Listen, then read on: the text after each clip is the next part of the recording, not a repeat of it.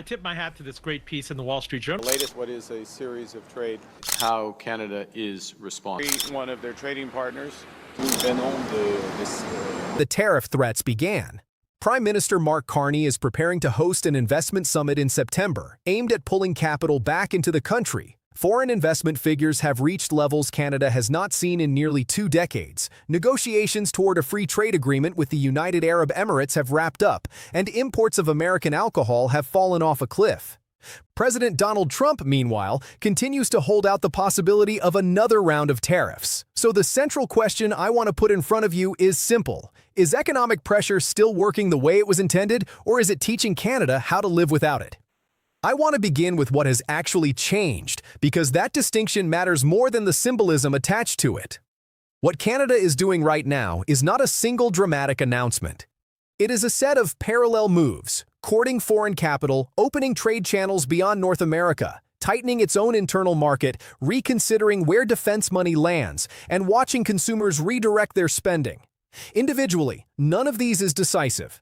Taken together, they describe a country attempting to reduce the leverage that any one trading partner holds over it. That is a slower story than a headline tariff announcement, but it is the more consequential one. You may have seen images of the oversized Canadian flag raised outside Ottawa City Hall. I want to be careful here, because a flag is not an economic indicator. It does not prove that investment has shifted or that trade patterns have changed. What it does capture is a mood. And mood matters in politics because it shapes what governments believe they have permission to do. The flag is best understood as a public expression of national attention, not as evidence of a result. The evidence, if it exists, has to be found in the numbers. That brings me to the September summit.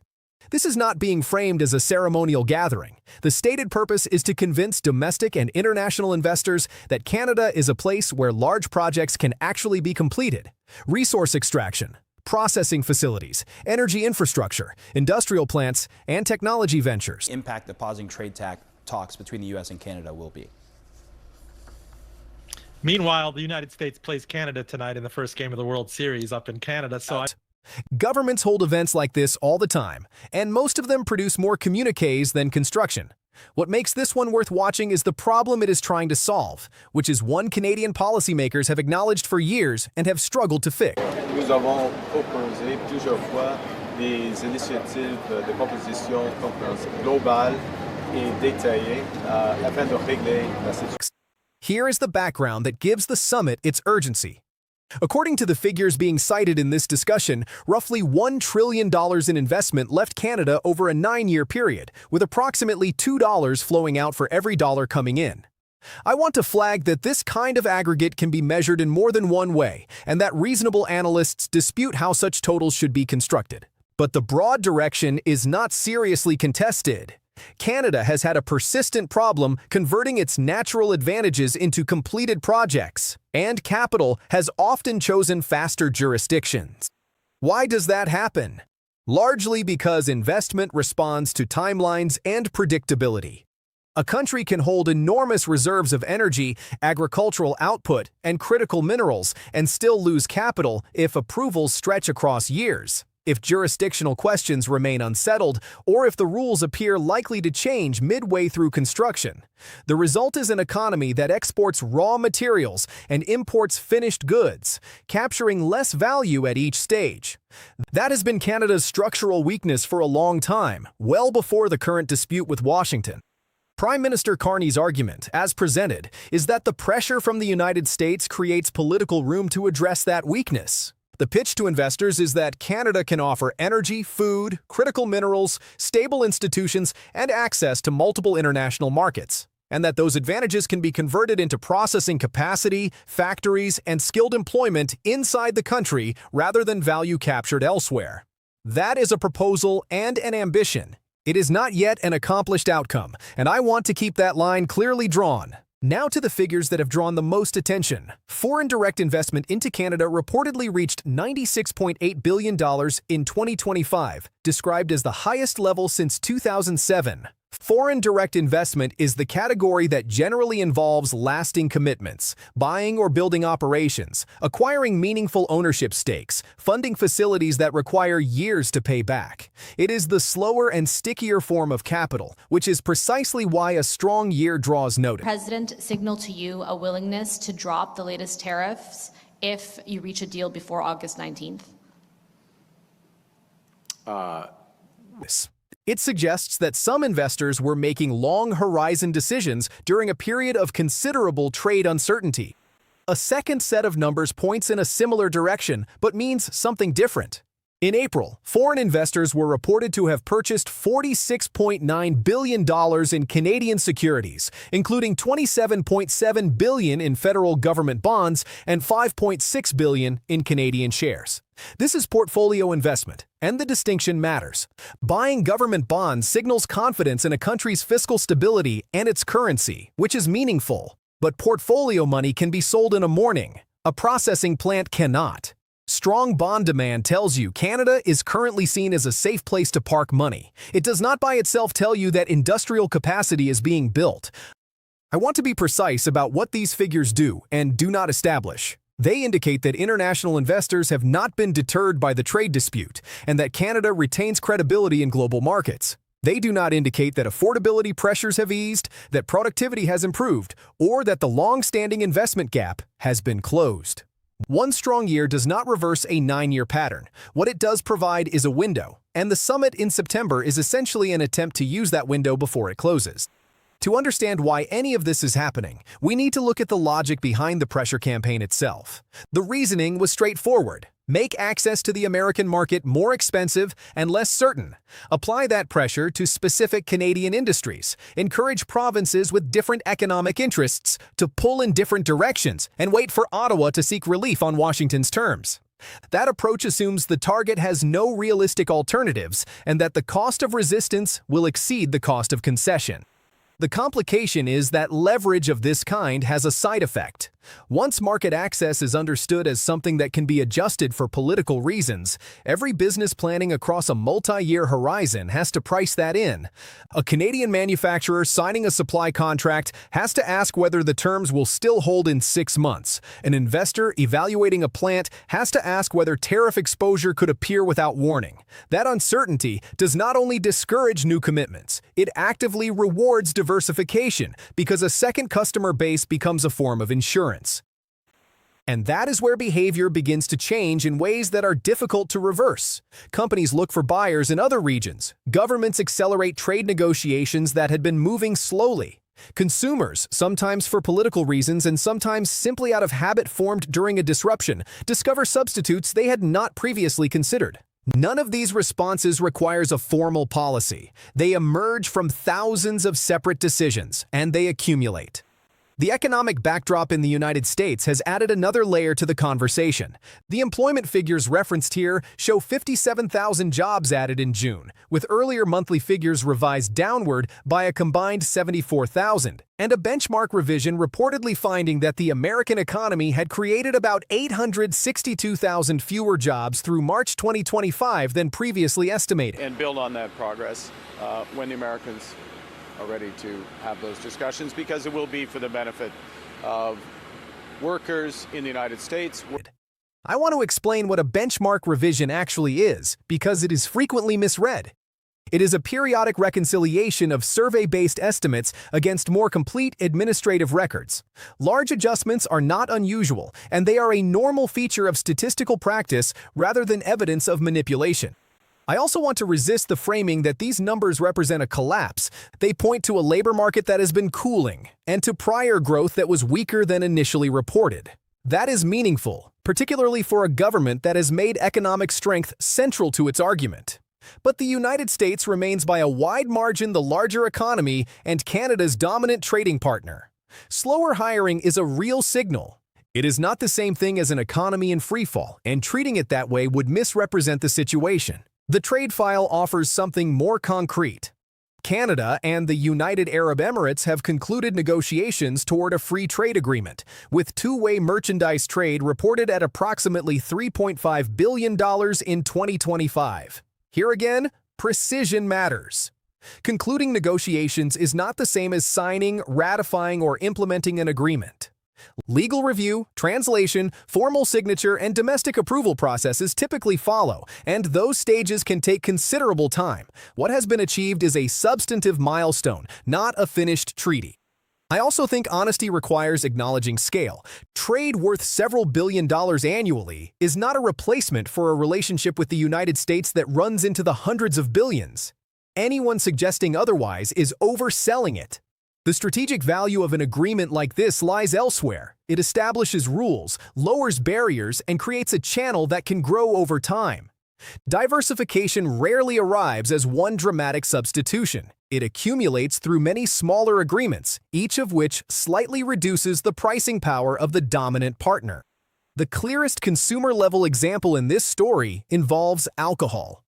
Canadian imports of American alcoholic beverages reportedly fell from roughly $718 million to about $137 million, a decline of approximately 81%. This deserves explanation, because it did not happen purely through individual choice.